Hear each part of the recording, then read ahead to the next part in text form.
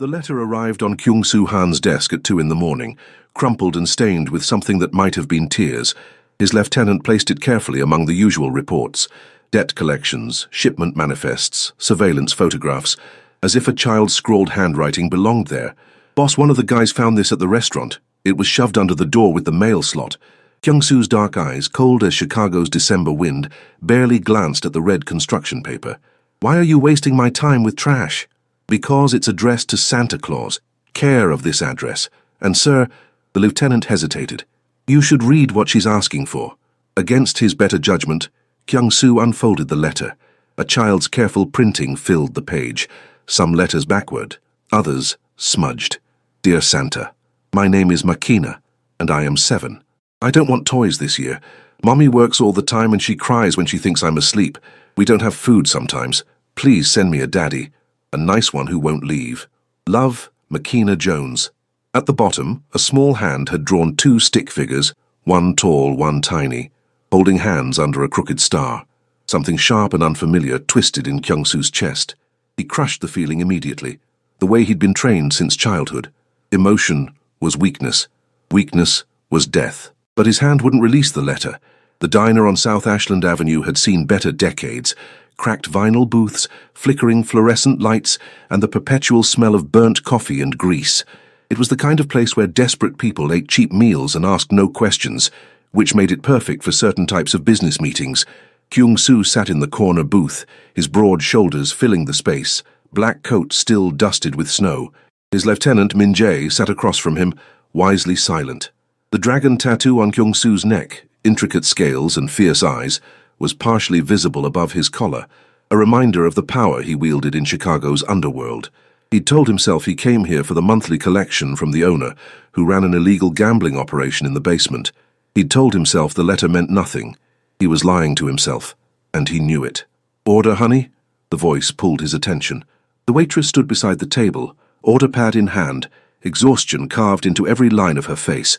She was young, mid-20s, with rich brown skin and long box braids pulled into a ponytail. Dark circles shadowed her eyes, but those eyes were striking. Deep brown, intelligent, watching everything. She wore the diner's stained uniform, too big in the shoulders, and her name tag read, "Jasmine." "Coffee, black," Kyung-Soo said, his slight Korean accent clipping the words. "Same," Min-jae added. Jasmine nodded and turned away, movements efficient despite obvious fatigue. Kyung-Soo found himself watching the way she moved between tables, the tired grace of someone who'd been on her feet too long. She delivered food, refilled cups, smiled at customers who barely acknowledged her existence. "Boss," Min-jae murmured, "the owner's ready to see you." But Kyung-Soo's attention had shifted to the small figure sitting alone in a booth near the kitchen, a little girl with rich brown skin and hair pulled into 2 puffs, coloring carefully on a paper placemat. She wore a thin jacket despite the cold, and the hot chocolate in front of her looked watered down, the free kind waitresses gave to poor kids. The girl looked up as Jasmine passed, and her whole face transformed with love and worry. "Mummy, are you okay? Your feet hurt." "I'm fine, baby. Keep coloring, okay? Mummy's working." Kyung-Soo's hand moved to his coat pocket, where the letter still rested. His jaw clenched. Makina Jones. The realization hit him with unexpected force. The letter writer was here, right here, in this miserable diner, while her mother worked herself to exhaustion. He watched Jasmine return to their table with coffee, professional smile firmly in place. Up close, he could see more. The proud tilt of her chin despite circumstances, the way her hands trembled slightly from fatigue, the fading bruise on her wrist that her sleeve didn't quite cover. "Anything else?" she asked. "That your daughter?" The question left Kyung-Soo's mouth before he could stop it. Jasmine's expression shuttered immediately, protective instinct flaring. "Yes. Is there a problem?" "No." He studied her face, seeing the fierce love there, the desperate pride. "She's well behaved. Makina's a good girl." Jasmine's voice softened, speaking her daughter's name, then hardened again. "Will that be all?" She walked away before he could respond, returning to the endless cycle of orders and tables. But Kyung-Soo noticed things now, the way she slipped her daughter crackers from her apron pocket, the way Makina tried to hide her hunger, the way they looked at each other, with a love that transcended their circumstances. Min-jae cleared his throat. "Boss, handle the collection yourself," Kyung-Soo said, not looking away from the mother and daughter. "I'm staying." "Sir, you heard me." For the next hour, Kyung-soo sat in that booth, nursing cold coffee, watching. He watched Jasmine navigate aggressive customers and inadequate tips with dignity. He watched Makina do homework with a pencil worn down to a nub. He watched the owner yell at Jasmine for taking a 30-second break, watched her jaw tighten, but her voice remain steady. He watched, and something cold inside him began to thaw in a way that felt dangerous. At 11 p.m., Jasmine's shift finally ended. She collected Makina, wrapped the girl's thin jacket tighter, and headed for the door. The temperature outside had dropped below freezing, and neither of them had coats adequate for Chicago winter. Kyung-soo made a decision that would change 3 lives forever. He stood, his imposing frame drawing immediate attention, and intercepted them at the door. Jasmine froze, instinctively pulling Makina behind her. Her eyes met his, and he saw fear there, not of him specifically, but of powerful men in general. She'd learned to be afraid. "Excuse me," she said carefully. "We're leaving." "I know." Kyung-soo reached into his coat. Jasmine tensed, ready to run or fight, but he pulled out an envelope, thick with cash, and held it toward her. "Your tip. You forgot it at the table." She stared at the envelope, then at him. "I didn't serve you food. Just coffee. Best coffee I've had." His expression didn't change. "Take it. I don't accept charity." Pride burned in her voice, even as he could see her calculating how much food that money would buy, how many bills it would pay. Kyung-soo respected that pride even as he intended to crush it, for her own good. "It's not charity. You earned it." He stepped closer, lowering his voice so Makina wouldn't hear clearly. "I know you're struggling. I can help." "I don't need help from—" She stopped herself, eyes dropping to the dragon tattoo on his neck, recognition dawning. Everyone in Chicago's underworld knew that mark. "From men like you. Men like me keep this city running." His voice was cold. "And men like me can make your life considerably easier. Or harder." It was a threat wrapped in an offer, and they both knew it. Jasmine's hand tightened on Makina's shoulder. "What do you want?" "Have coffee with me tomorrow. 1 conversation. After that you can walk away if you choose. And if I don't," his eyes held hers, "then you walk away now. But that envelope walks with you either way. For the girl." He'd found her weakness, her pressure point. For herself, Jasmine would refuse. For Makina, she'd do anything. Her hand slowly reached for the envelope, fingers brushing his. The contact lasted a second, but he felt it like electricity. "Tomorrow, 3 p.m., the cafe on Clark Street." She nodded once, then pushed past him into the freezing night. Makina clutched close. Kyung-soo watched them disappear into the snow, 2 small figures against the hostile winter. The letter crinkled in his pocket. "Please send me a daddy. A nice one who won't leave." He wasn't nice, he wasn't even good. But as he stood in that doorway, watching their footprints fade under fresh snow, Kyung-soo-han made a promise to a child he'd never met. He wouldn't leave. The cafe on Clark Street was neutral territory. Clean, warm, the kind of place where professionals met for legitimate business. Kyung-soo arrived 15 minutes early, choosing a table near the back with a clear view of all exits. Habit. He'd dressed carefully. Black suit, white shirt open at the collar, the dragon tattoo deliberately visible. Let her see exactly who he was. No illusions. Jasmine arrived exactly at 3, Makina in tow. She'd clearly tried. Clothes clean if worn, braids neat, chin high. The pride again, that fierce dignity in the face of poverty. It stirred something in him, unwanted and insistent. "Ms. Jones," he greeted standing. "Mr. Han." She'd learned his name, done her research. Smart woman. "I couldn't find a sitter. She's welcome." Kyung-soo's eyes dropped to Makina, who stared up at him with wide, curious eyes. "Hello, Makina." The girl's face lit up with surprise that he knew her name. "Hi, you're really tall."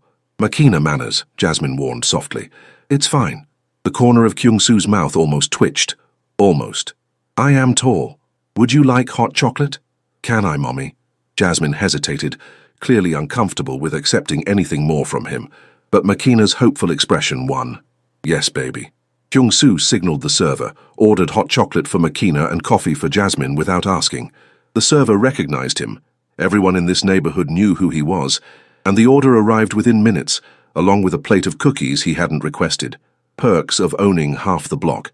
Makina's eyes went wide at the cookies. She looked to her mother for permission. "1," Jasmine said quietly.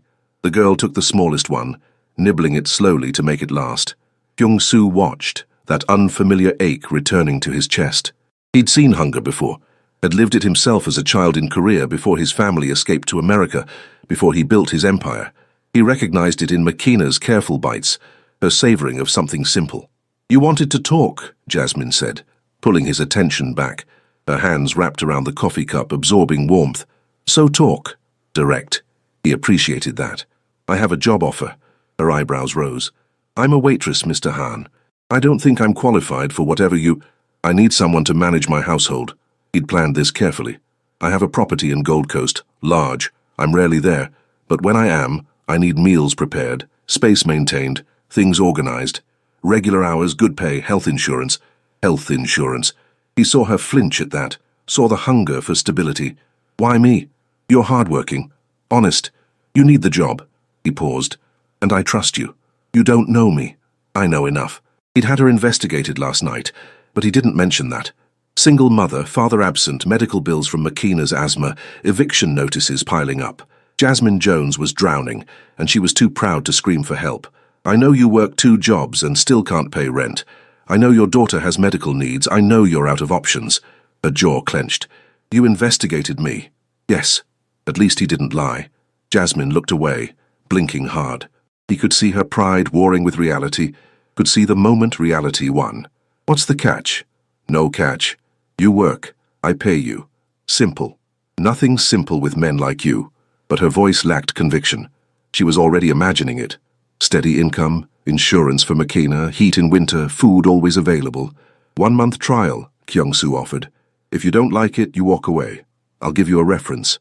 "A reference from a..." She stopped, glancing at Makina, who was absorbed in her hot chocolate. "From you wouldn't help me. A reference from the owner of Han Enterprises would help significantly." He used his legal business name deliberately. "And that's who I am on paper." Jasmine studied him for a long moment. He let her look, let her see the ruthlessness in his face, the danger in his eyes. Better she knew now. "Why?" she asked finally. "Why help us?" "Because your daughter wrote a letter to Santa asking for a father. Because I haven't felt anything in 10 years until I saw that letter. Because something about you makes me want to be someone different." "Because I can," he said instead. It wasn't the truth, but it wasn't entirely a lie either. Jasmine looked at Makina, then back at him. He could see her making the calculation every mother in her position would make. Risk versus reward, danger versus opportunity. "If you touch my daughter..." "I won't." His voice was ice. "I don't hurt children, ever." Something in his tone convinced her. Or maybe she was just desperate enough to believe. "Okay," she whispered. 1-month trial. You start Monday." "That soon?" "I'm not a patient man, Ms. Jones." "Jasmine," she corrected. "If I'm working for you, it's Jasmine." Jasmine. Her name felt strange on his tongue, intimate. "Call me Kyung-soo. I'll call you Mr. Han." He almost smiled. Almost. Makina chose that moment to look up from her hot chocolate, mustache of foam on her upper lip. "Mommy, can I have another cookie?" "No, baby, you've had enough." "She can have them all," Kyung-soo interrupted.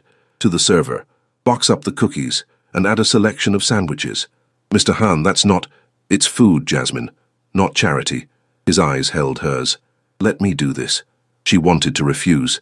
He could see it in every line of her body.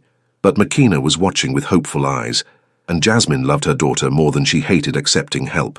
"Thank you," she said finally, the words clearly difficult. "You'll thank me by showing up Monday, 8 a.m. I'll text you the address." He stood, signaling the end of the meeting.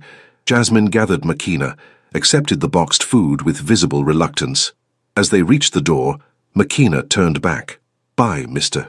Kyung-soo, thank you for the cookies." Her smile was pure sunshine, innocent and bright. It hit Kyung-soo like a physical blow. "Goodbye, Makina."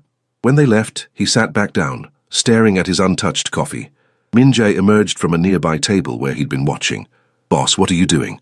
"I don't know," Kyung-soo admitted quietly. For a man who always had a plan, who controlled every variable, those 3 words were terrifying.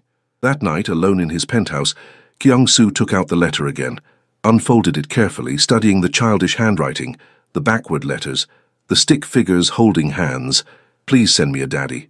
A nice one who won't leave." He wasn't nice. He'd killed men, ruined lives, built an empire on violence and fear. His hands were stained with blood that would never wash clean. But maybe, just maybe, those same hands could hold something precious without destroying it. He placed the letter in his desk drawer beneath his gun and false passports. Monday couldn't come fast enough. Monday morning arrived with fresh snow and bitter wind. Kyung-soo's penthouse in Gold Coast was a monument to wealth and isolation. Floor-to-ceiling windows overlooking Lake Michigan, minimalist furniture in blacks and greys, art worth more than most people's homes. It was impressive and utterly soulless, like the man who lived there. He'd dismissed his previous housekeeper Friday, paid her 6 months severance and told no one why. Min-jae thought he was losing his mind. Maybe he was. At exactly 8 a.m. the doorman called up. "Mr. Han, Miss Jones and her daughter are here. Send them up." Kyung-soo straightened his tie, white shirt, 4 buttons undone despite the cold because old habits died hard, and waited. He realized his heart was beating faster. Ridiculous. The elevator opened directly into the penthouse. Jasmine stepped out, Makina's hand tight in hers, both of them freezing in shock at the opulence surrounding them. "Holy—" Jasmine caught herself, glancing at Makina. "This is where you live?" "Yes." Kyung-soo studied them. Jasmine wore her best clothes, which weren't much. Makina's coat was still too thin. He made a mental note. "Come in." They ventured further, Makina's eyes wide with wonder. "Mommy, it's like a castle." "It's a home," Kyung-soo said. "Now it's your home too." During work hours, he showed Jasmine the kitchen, restaurant-grade appliances she clearly knew how to use, the cleaning supplies, the schedule he'd prepared. Professional, businesslike, as if this were normal. "Makina can stay in the media room while you work," he added. "There are books, movies, games. She'll be safe and warm." Jasmine's eyes glistened, safe and warm, things that had been luxuries. "Mr. Han—" "House rules," he interrupted. "You have full access to the kitchen. Eat whatever you want. Feed Makina whatever she needs, no restrictions.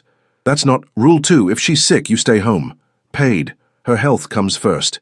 Jasmine's throat worked. "Why are you doing this?" "Rule 3, he continued, ignoring the question. "You see nothing, hear nothing about my business. Men come here sometimes, meetings, you stay away, keep Makina away.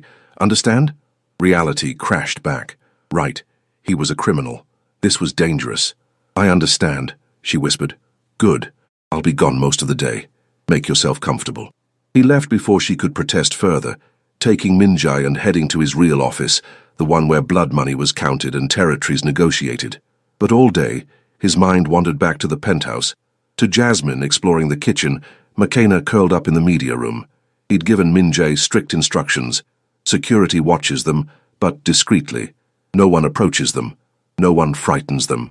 When he returned at 7 p.m., the penthouse had transformed. It smelled like food. Real food, home cooking, something with spices and warmth. Music played softly from the kitchen, and he could hear laughter. Kyung-soo stopped in the entryway, listening. When was the last time this place had heard laughter? He found them in the kitchen, Jasmine at the stove, Makina on a stool beside her, both singing along to an old R&B song.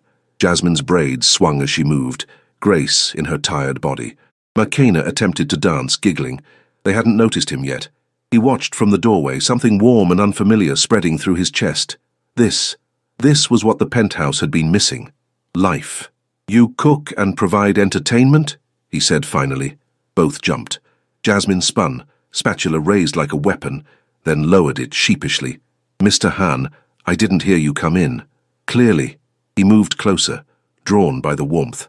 "What is that smell?" "Oh, I hope it's okay, I made dinner. You said to use the kitchen, and I thought—" Nervousness crept into her voice. "What did you make?" "Jerk chicken, rice and peas, plantains." She bit her lip. "I didn't know what you liked, so I made what I know. I can make something else if— It smells incredible." And it did. His own private chef had never made food that smelled like home. "I haven't had a real meal in months." "Mr. Kyung-soo," Makina bounded over, all energy despite the hour. "Mommy let me help, I mixed the rice." "Did you?" He looked down at her, this tiny person with her mother's eyes and brilliant smile. "Then it must be perfect. Are you hungry? Mommy made a lot." He was always hungry. Not for food, but for something he couldn't name. But looking at them, Jasmine watching him warily, Makina beaming up at him, Kyung-soo felt that hunger shift, focus, become specific. "I am hungry," he admitted. Jasmine hesitated, then made a decision. "Sit. I'll make you a plate." It felt strange sitting at his own table, a table he'd never used, while Jasmine served him food she'd cooked in his kitchen. Makina insisted on sitting beside him, chattering about her day in the media room, the movies she'd watched, the books she'd discovered. Kyung-soo listened, occasionally responding, mostly just absorbing her innocent joy. When Jasmine placed the plate in front of him, their fingers brushed again. That same electric shock. Her eyes met his, startled. She felt it too. He took a bite. The flavors exploded, spicy, perfect, made with care and skill. "This is excellent." "Really?" Jasmine smiled, genuinely pleased. The expression transformed her face, made her even more beautiful. "I used to cook with my grandmother. She was from Jamaica, taught me everything. She taught you well." They ate together, an odd makeshift family around that table. Kyung-soo found himself talking about Korea, about his mother's cooking, about flavors he hadn't tasted in years. Jasmine listened, asked questions, shared stories of her own. McKenna fell asleep at the table, exhausted from her exciting day. Jasmine moved to wake her, but Kyung-soo was faster. "I'll carry her," he said. "You don't have to—" But he was already lifting the child carefully, as if she were made of glass. McKenna's head nestled against his shoulder, her breath warm against his neck. She weighed nothing, this little girl who'd written to Santa, asking for a father. Something fierce and protective surged through him. Mine to protect, his instinct screamed. Mine to keep safe. "The guest room," he directed Jasmine. "This way." He laid McKenna on the bed, pulling the covers over her thin frame. Jasmine stood in the doorway, watching with an expression he couldn't read. "She trusts you already," Jasmine said softly. "She doesn't trust men, usually." "Why not?" "Her father—" Jasmine's jaw tightened. "He wasn't kind," before he left. Rage flashed through Kyung-soo, hot and immediate. Someone had hurt this child, hurt this woman. "Where is he now?" "I don't know. Don't care. Good riddance." He understood that sentiment. He dealt with bad men every day. But something about knowing McKenna had been hurt, that Jasmine had been hurt. "I'm not him," Kyung-soo said quietly. "I'm not a good man, Jasmine. But I don't hurt children. And I don't hurt women. You hurt people, though. Not an accusation. A statement. Yes, people who deserve it." She studied him in the dim light of the guest room, this dangerous man standing over her sleeping daughter with unexpected gentleness. "I don't understand you," she admitted. "Good. That makes two of us." The moment stretched between them, charged with something neither wanted to name. Finally, Jasmine broke eye contact. "We should go. It's late." "Stay." The word came out rougher than intended. "The guest room is ready. It's dangerous out there this late, and you have an early start tomorrow." "Mr. Han," Kyung-soo, he corrected. "And it's practical. You're exhausted. She's already asleep. Stay."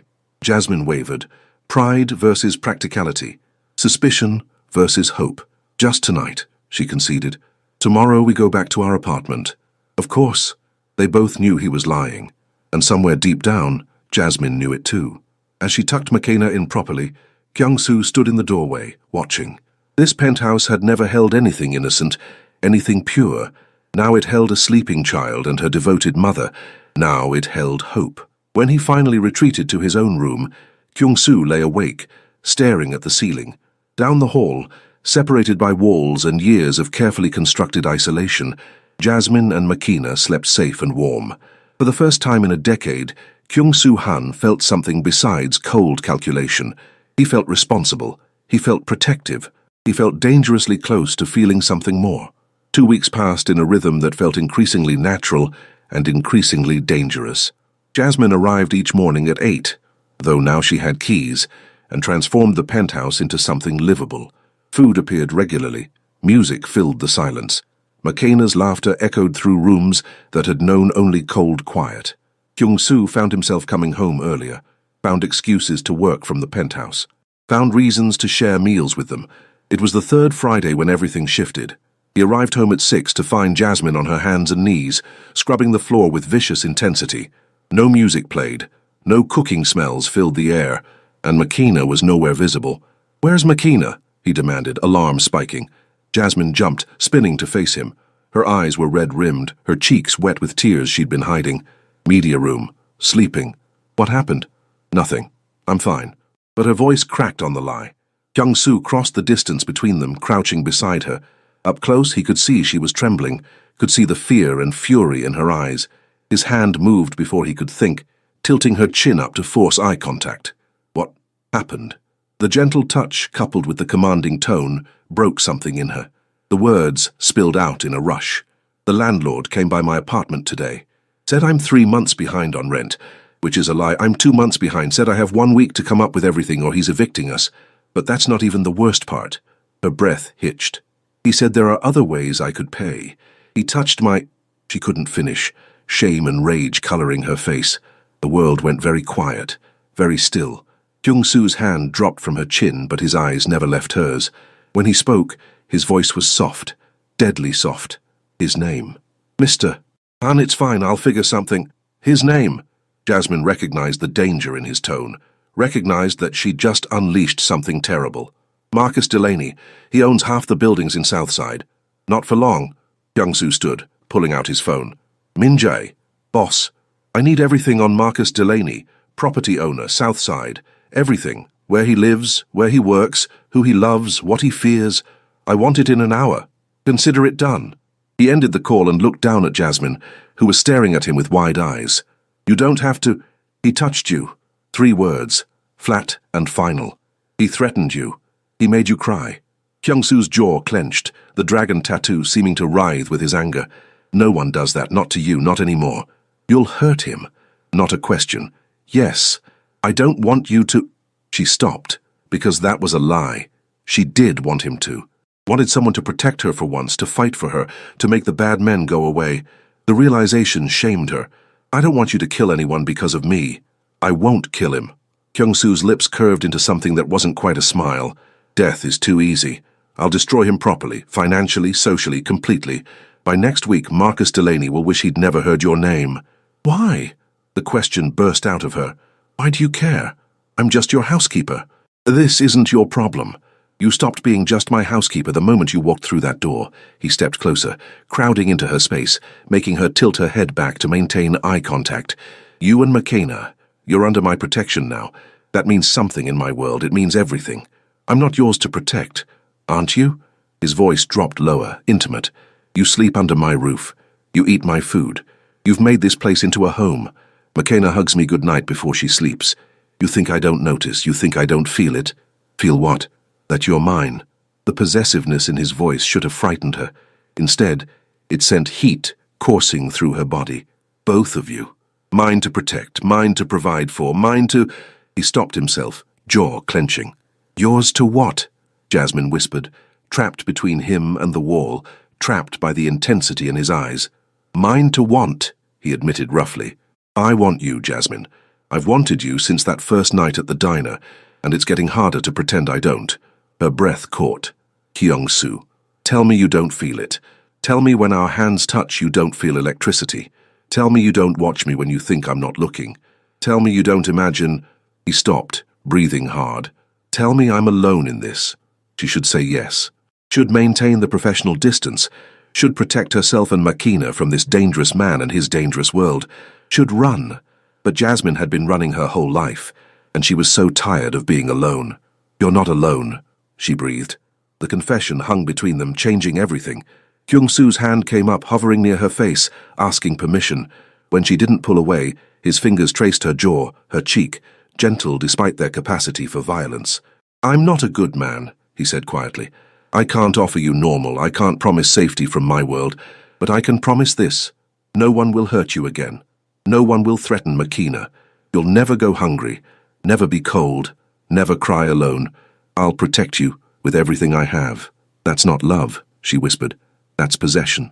With me, they're the same thing. His thumb brushed her lower lip, and her breath hitched. I'm Korean. We love possessively, completely. When we claim someone, it's forever. So I'm asking you, Jasmine, do you want to be claimed? Because once you say yes, there's no going back. You're mine, and I don't share. She should be terrified. Instead, she felt safe for the first time in years. And Makena. Makena is already mine. His voice softened, speaking the child's name. She asked Santa for a daddy. I'm not nice, and I'm far from perfect, but I'm here, and I'm not leaving. Not her, not you, never. Tears spilled down Jasmine's cheeks, not from fear or sadness, but from overwhelming relief. Someone wanted them. Someone chose them. Someone would stay. Okay, she whispered. Okay, yes. Kyung-soo's control, that iron discipline that had kept him alive in a brutal world, finally shattered. He kissed her. Not gentle, not tentative, but consuming, claiming. His hand slid into her braids, tilting her head back, and Jasmine melted into him with a soft sound of surrender. She tasted like hope, like home, like everything he'd never known he needed. When they finally broke apart, both breathing hard, Jasmine's eyes were glazed, her lips swollen. Kyung-soo rested his forehead against hers, struggling to regain control. "Mommy!" They sprang apart like guilty teenagers. Makina stood in the media room doorway, rubbing her eyes, looking small and confused. "Baby, you're awake." Jasmine immediately went to her, smoothing her hair. "Did you have a good nap?" "Uh-huh. I'm hungry." Makina's eyes found Kyung-soo and she smiled. "Hi, Mr. Kyung-soo, are you staying for dinner?" "Yes," he said, his voice still rough. "I'm staying." His eyes met Jasmine's over Makina's head, and the promise was clear. He was staying for much more than dinner. That night, after Makina was asleep and Jasmine had agreed to stay over again, Kyung-soo made a series of phone calls. By morning, Marcus Delaney would discover that every bank had mysteriously called his loans. Every property he owned would face sudden code violations.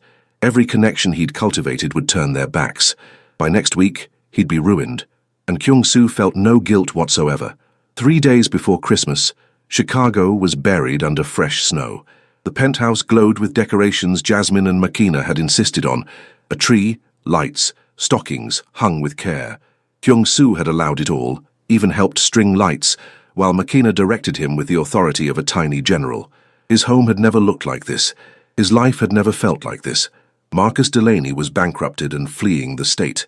Jasmine's apartment lease had been mysteriously transferred to Kyung-soo's name, rent paid in full for 5 years. She'd protested, of course, but he'd simply stated facts. "You're mine now, my responsibility. My woman doesn't pay rent." My woman. The words had made her blush and argue, but she hadn't denied them. Now Christmas Eve morning, Kyung-soo woke to the smell of cinnamon and the sound of laughter. He found them in the kitchen, Jasmine making pancakes, Makina covered in flour, both giggling over some private joke. This was what he'd been missing his entire life. "Morning," Jasmine said, smiling at him in a way that made his chest tight. "We're making breakfast." "I can see that." He moved behind her, unable to resist, his hand settling on her hip. She leaned back into him slightly, natural as breathing. "Need help?" "You can keep Makina from eating all the chocolate chips." Makina giggled, mouth suspiciously full. "I'm quality testing." "Quality testing?" Kyung-soo raised an eyebrow. "That's a good excuse. I'll use that." "See, Mommy, Mr. Kyung-soo agrees with me." They ate breakfast together, a family in everything but name. Afterward, while Jasmine showered, Makina pulled Kyung-soo aside, her expression serious. "Mr. Kyung-soo, can I ask you something?" "Always." She bit her lip, suddenly shy. "Are you going to be my daddy?" The question hit him like a physical blow. He crouched down to her level, meeting those earnest eyes. "Would you want that?" "Yes. You're really nice. And you make Mommy smile. And you let me eat chocolate chips. And you give the best hugs." She paused. "And I asked Santa for a daddy. Maybe he sent you?" Kyung-soo's throat closed. He thought of the letter, still in his desk drawer, the one that had started everything. Maybe Santa had sent him. Or maybe this little girl had saved him without even knowing it. "Makina," he said softly, "I would be honored to be your daddy, if your mommy says yes." "She will, she loves you, I can tell." "How can you tell?"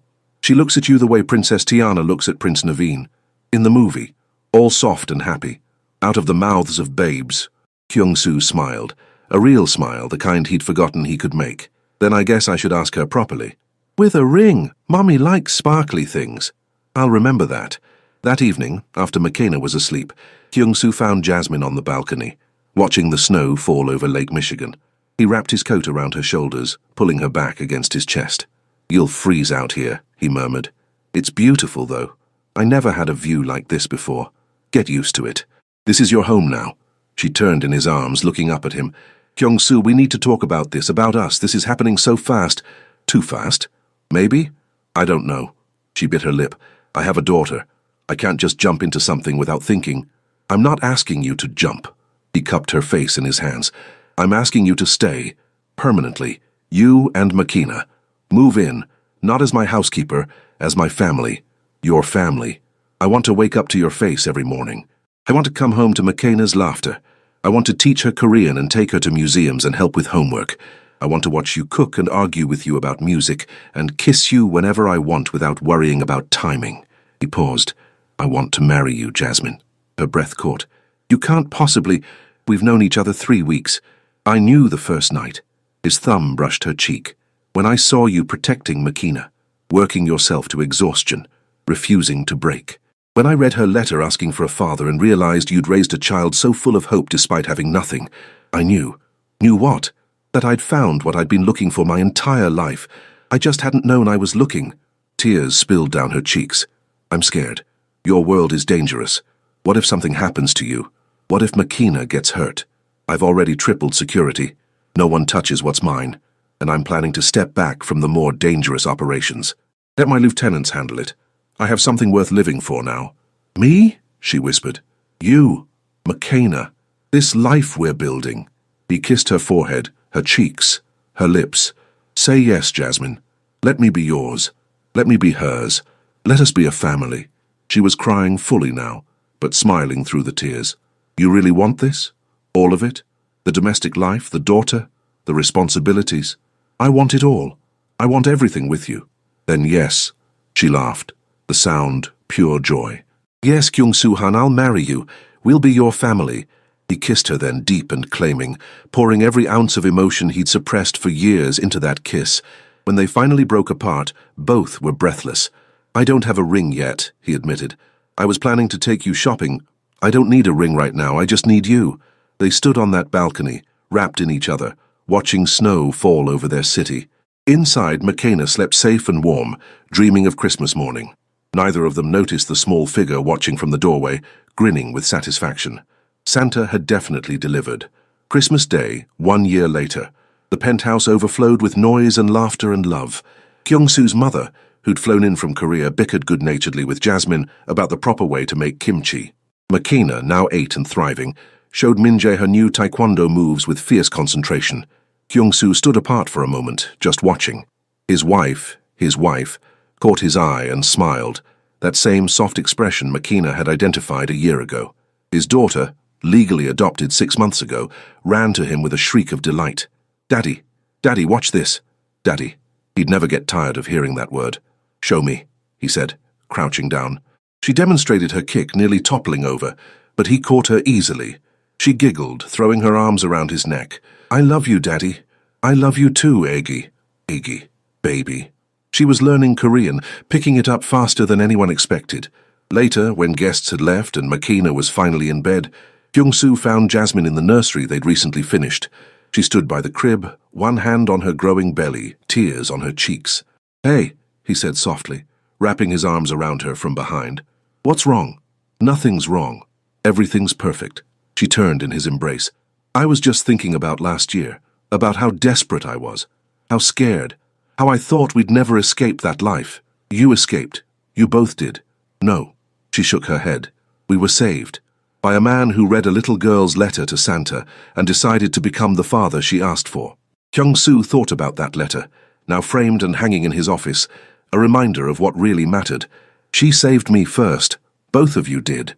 We saved each other. He kissed her, soft and sweet, his hand joining hers on her belly where their son grew. Makina would have a brother soon. Their family would expand, would grow, would fill this penthouse with even more life. Merry Christmas, Jasmine. Merry Christmas, Kyung-soo. Outside, snow fell over Chicago. Inside, a former crime lord held his pregnant wife and listened to his daughter sleep peacefully down the hall. He'd been cold for so long, empty for so many years.